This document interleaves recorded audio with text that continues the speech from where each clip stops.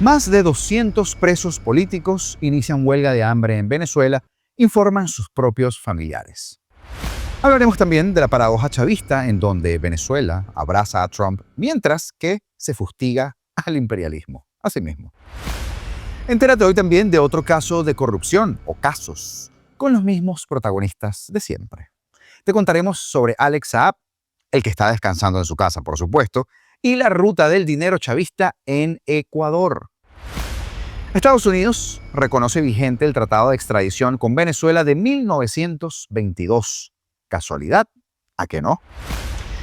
Y traemos detalles casi cronológicos de la detención en México, o de la tensión en México, mejor dicho, y el fuerte operativo de seguridad tras los ataques al cártel de Jalisco Nueva Generación por la muerte de El Mencho. Así que quédate, porque este no es solo un resumen de noticias, es como siempre una especie de mapa de lo que viene pasando en las últimas horas, no solo en Venezuela.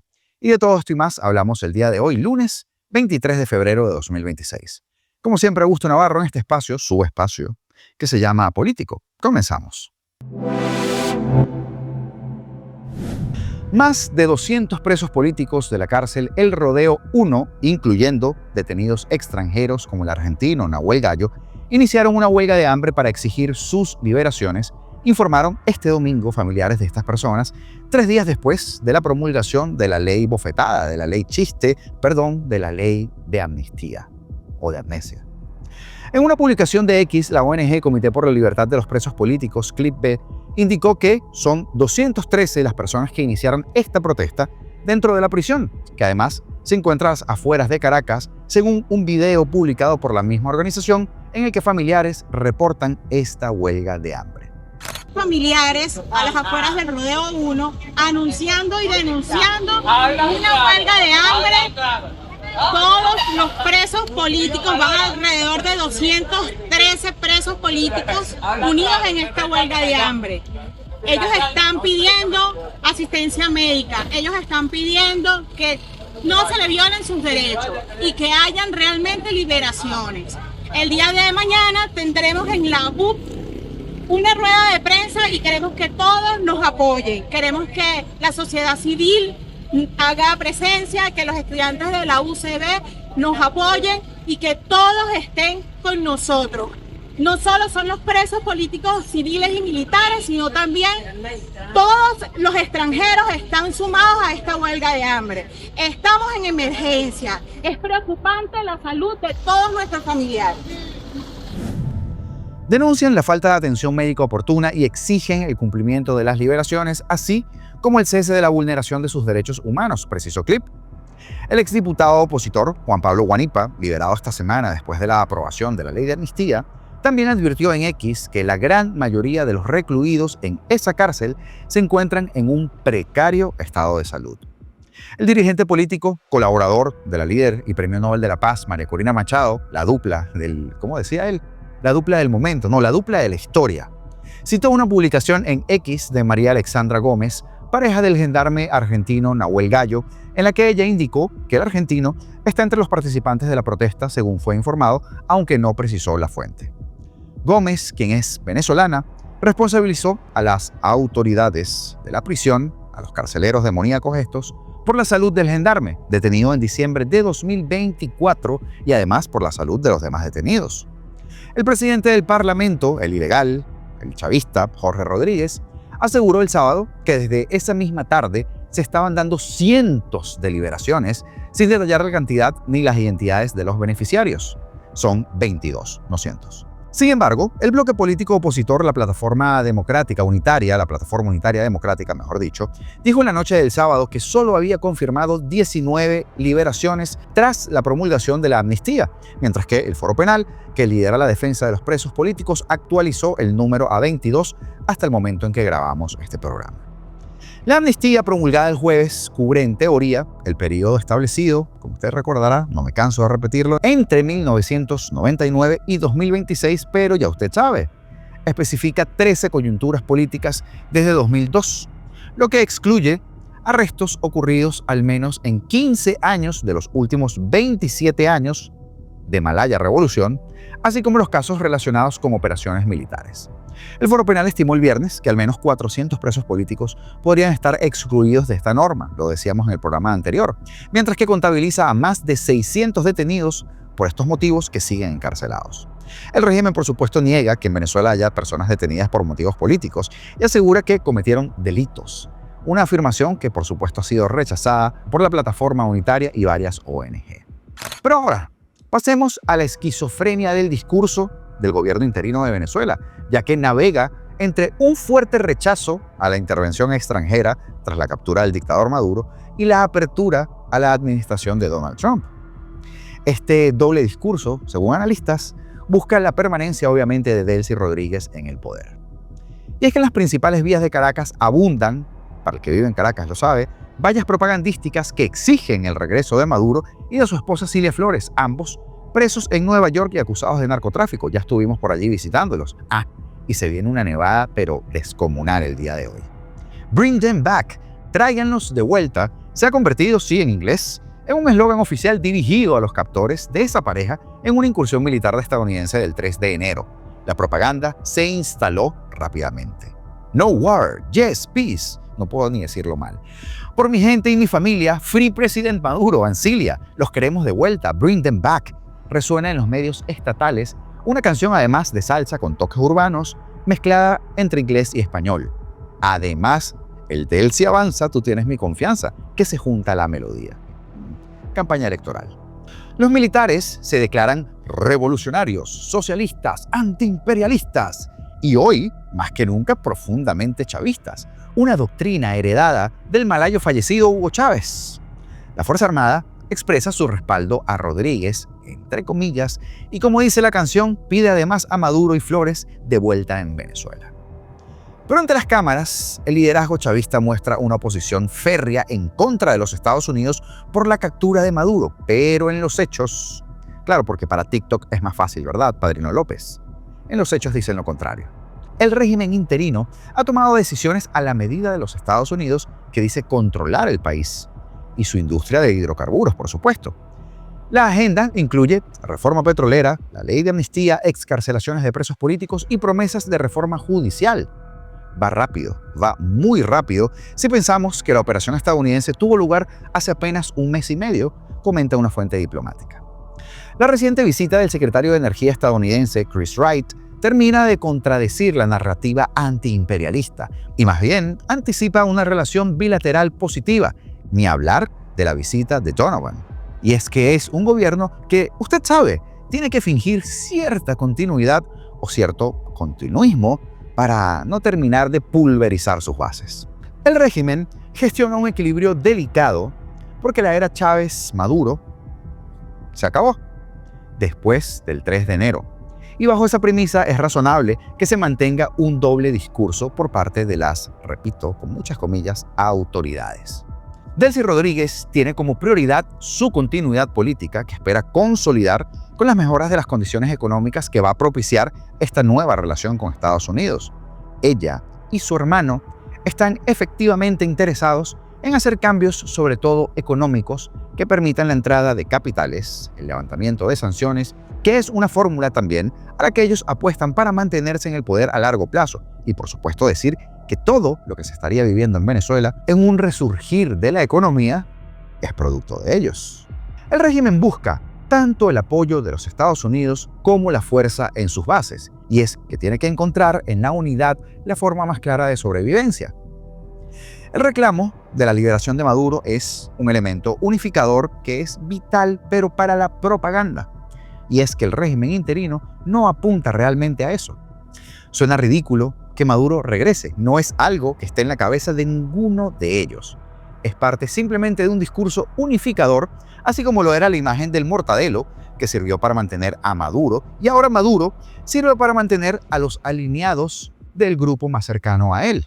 Incluso las promesas de lealtad del ejército pueden tener más de una lectura, una señal para Washington para demostrar que no solo apoyan el interinato, sino también lo que Delcy Rodríguez ha acordado con los Estados Unidos. Y es que usted debe tener la sensación de que hacen lo que le conviene, y lo hacen rápidamente, y lo que no les conviene, lo hacen avanzar más lentamente. Aunque por supuesto ya usted puede ver muestras en redes sociales, Lubrio por ejemplo, de mucha bilis, por decirlo de alguna manera, rechazando el show mediático que están viendo en Venezuela. El imperio estadounidense quiere hacer creer al mundo y sobre todo a muchos venezolanos, dicen estos mermados, que es quien gobierna aquí, pero no somos colonia ni el patio trasero de ningún otro país. Yo te aviso. Y es que a medida de que avance la transición en Venezuela, o las 3 etapas, el régimen irremediablemente va a tener que decepcionar a sus más recalcitrantes ovejas. Y nosotros estaremos allí para ver la caída de estos. Y una noticia de la cual no hablamos el programa del día de ayer, pero la vamos a colocar el día de hoy, es que el corresponsal del diario español de ABC en la Casa Blanca, David Arandete, informó el sábado que las autoridades de Washington consideran vigente el tratado de extradición firmado en 1922 entre Estados Unidos y Venezuela, un acuerdo que permite solicitar la entrega de personas acusadas o condenadas por delitos graves a pesar de las restricciones que impone la propia Constitución venezolana. Alex Saab, no lo sé. Gorrín, puede ser. Tarek El Aissami, ¿quién quita, verdad? Samarc López, bueno. Según el reporte, ese tratado suscrito en Caracas el 19 y el 21 de enero de 1922 y ratificado en años posteriores, establece que ambos países pueden solicitar la entrega de personas por una lista concreta de delitos graves, entre los que se mencionan asesinato, secuestro, robo, fraude, malversación y falsificación, entre otros. Este análisis señala que aunque la Constitución venezolana prohíbe extradiciones en varias circunstancias, el tratado sigue siendo considerado válido por el gobierno estadounidense, lo que pone sobre la mesa una potencial base jurídica para solicitar deportaciones bajo ese instrumento centenario. El acuerdo también excluye expresamente delitos políticos y fija una regla clave: la persona extraditada solo puede ser juzgada por los hechos que motivaron su entrega. Limitación que por supuesto busca impedir procesos penales adicionales por causas distintas a la solicitud original. Otra disposición importante del tratado indica que ninguna de las partes está obligada a entregar a sus propios ciudadanos, lo que abre una vía de análisis en casos donde la persona tiene doble nacionalidad o figuras que podrían encontrarse bajo esa protección. Lo cierto es que, además, en el directo de esta tarde vamos a hablar sobre el pifostio que se formó en redes sociales con ese detalle, con ese dato curioso que publicamos en nuestro Twitter el día sábado. Ahora vamos con una de las joyitas del chavismo. Porque el 4 de febrero circuló la versión de que Alex Saab, señalado por Estados Unidos como uno de los principales operadores financieros del régimen de Maduro, su testaferro, había sido capturado nuevamente en Venezuela. La información, por supuesto, fue desmentida por todos los mini altavoces y las personas cercanas a su entorno, pero según fuentes de inteligencia esto fue así y Saab sigue sin aparecer. Este señor volvió a activarse y trae nuevamente a la luz reportes ligados a flujos financieros irregulares y a redes de corrupción. Además de la controversia sobre su paradero actual, los expedientes judiciales, los informes legislativos y los documentos de inteligencia ya existentes muestran que Ecuador fue una pieza clave en el sistema que había permitido a Saab lavar dinerito proveniente de la corrupción chavista, especialmente durante los gobiernos de Chávez y de Correa, por supuesto. Entre 2009 y 2014, según investigaciones de la Comisión de Fiscalización de la Asamblea Nacional y de la Fiscalía Ecuatoriana realizadas en 2021, este señor operó un esquema basado en exportaciones ficticias o sobrefacturadas entre Ecuador y Venezuela. El corazón de ese mecanismo fue la empresa Fondo Global de Construcciones Foglocons, construida por Alex Saab y por su socio Álvaro Pulido, con una filial establecida en Ecuador. Los registros oficiales muestran que Foglocons, Ecuador, declaró exportaciones por cientos de millones de dólares en materiales de construcción que en muchos casos, por supuesto, no llegaron a su destino.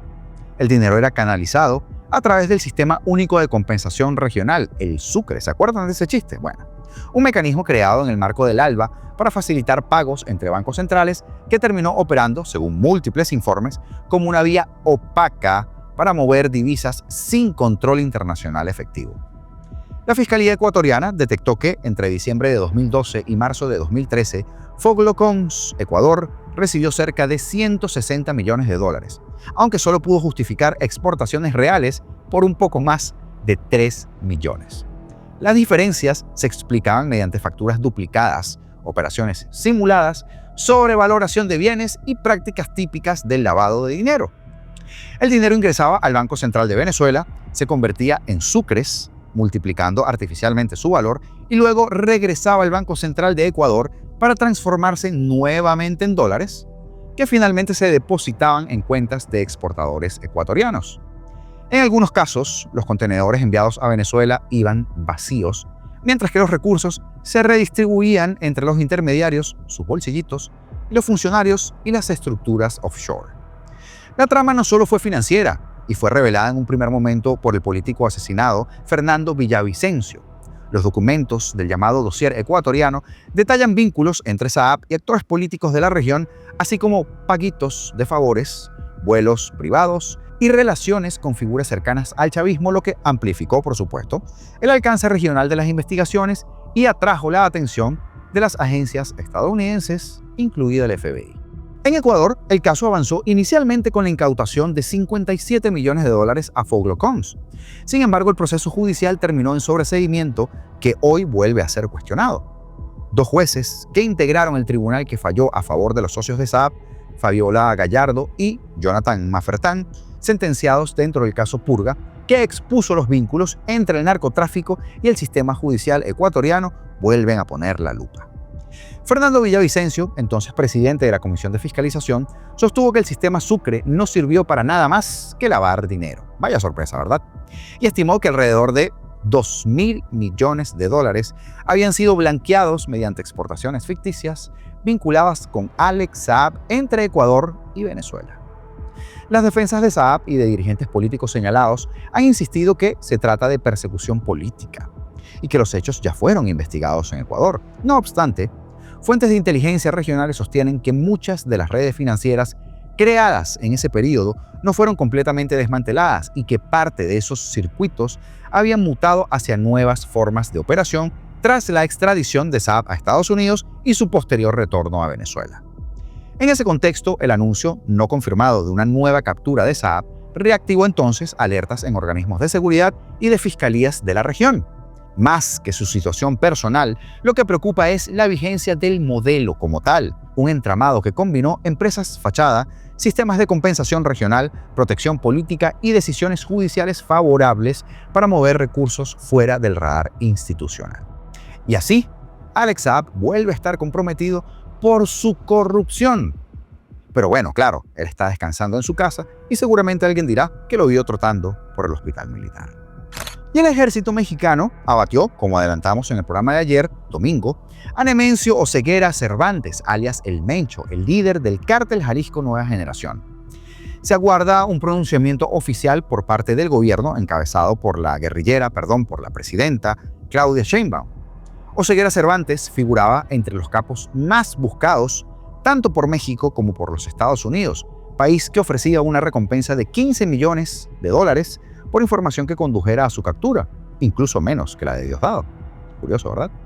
Se trata de uno de los principales líderes del narcotráfico abatidos desde la detención de los fundadores del cártel de Sinaloa, Joaquín Guzmán Loera, conocido como El Chapo, e Ismael Zambada García, El Mayo, quienes cumplen ahora condena acá en los Estados Unidos. Durante la mañana, sujetos armados bloquearon distintas vías del estado de Jalisco, en el occidente del país, utilizando autos y camiones incendiados como reacción a un operativo realizado por fuerzas federales en la región. Estas tácticas suelen emplearse para obstaculizar la labor de las autoridades cuando se despliegan en contra de objetivos de alto valor en el narcotráfico. La idea era sustraerlo, era capturarlo con vida. Eso es lo que se comenta entre las fuentes. Sin embargo, la cosa se salió de control. A partir de allí, se registraron diferentes incidentes tanto en el aeropuerto de Guadalajara como en otros lugares.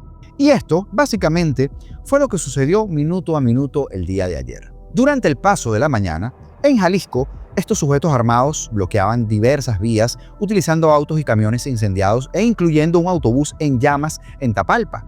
Se reportaron incidentes en el aeropuerto de Guadalajara como reacción al operativo federal. A las 7:53 en Quintana Roo, se registraron incidentes aislados como la quema de 3 vehículos en la carretera libre a Leona Vicario, 7 más en Playa del Carmen, en lugares como Centro Maya, y también un Oxxo que quedaba en la carretera Playa Puerto Aventuras, también fraccionamiento Real Ibiza, fraccionamiento Palma 2, Colonia Ejido y Paseo Central.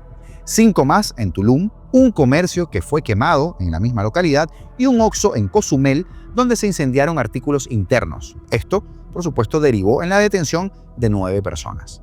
A las 8 de la mañana, el ejército mexicano, en un operativo conjunto con los Estados Unidos, abatía a Nemesio Oseguera Cervantes, el Mencho, líder del cártel de Jalisco. Tras más de 30 años de actividad criminal, el operativo provocaba bloqueos, ataques y tensión en al menos 7 estados de México, lo que deja, por supuesto, un vacío de poder en el cártel Jalisco Nueva Generación, generando interrogantes sobre el futuro del narcotráfico en México. A las 8:10 en Querétaro, el gobernador Mauricio Curi reportó 3 incidentes, uno en una tienda de conveniencia y otros eventos en la carretera federal 57. Las fuerzas de seguridad activaron patrullajes y operativos para prevenir que la entidad se viera afectada por los hechos de otras partes del país. A las 8:30 prácticamente, la Universidad Nacional Autónoma de México, la UNAM, anunciaba que, priorizando la seguridad de la comunidad estudiantil, las actividades se realizarían en línea. Y esto aplicaba a las escuelas nacionales de estudios superiores en Morelia, Michoacán, en León, Guanajuato y en Juriquilla, Querétaro, para el lunes 23 de febrero, o sea, hoy. A las 8:47, la secretaria de prensa de la Casa Blanca, Caroline Leavitt, confirmaba que Estados Unidos proporcionó apoyo de inteligencia al gobierno mexicano para el operativo en Tapalpa, Jalisco, donde se eliminó al Mencho. La administración de Trump elogió y agradeció a las Fuerzas Armadas mexicanas. Casi a las 9, 8:53, el gobernador de Jalisco, Pablo Lemus, aseguró que las oficinas del gobierno operarán con normalidad y que se debe atender a la ciudadanía en todas sus necesidades, especialmente en momentos difíciles como el que atraviesa México en este momento. Casi a la misma hora, la gobernadora de Veracruz, Rocío Nale, afirmó que la vida cotidiana continuará al día siguiente a pesar de los hechos violentos tras la captura, tras la eliminación del Mencho. La administración estatal coordinó acciones con dependencias federales para restablecer la circulación afectada y asegurar la movilidad y los servicios. A eso de las 9 ya, o pasadas las 9, en Baja California, se reportaron 19 detenidos tras más de 20 eventos violentos distribuidos en la entidad, 6 en Mexicali, 10 en Tijuana, 4 en Tecate y 2 en San Quintín. Estos 19, por supuesto, al parte que se hizo a las 6 de la tarde. Definitivamente lo que pasó en México es un durísimo golpe al narcotráfico y también a sus socios de cuello blanco. Cuidado con eso. Así que desde acá esperamos que todo vuelva a la normalidad, aunque estos tipos son revoltosos, y que pronto nosotros quizá pudiéramos llevarle el minuto a minuto de Diosdado Cabello, ¿verdad? Ojalá. Saludos especiales el día de hoy para Capitán Gramsci. Y no me despido sin antes recordarles que acá les dejo un video cargado de información. Hay muchas cosas que ver por allí. Si no lo has visto, pásate y dale un poquito de cariño, que el canal lo está necesitando en estos momentos. Esta tarde estaremos en vivo y quiero hacerles ciertas preguntas a ustedes. Pero ya me despido con esto. Señores, como siempre, libertad o nada, porque seremos libres.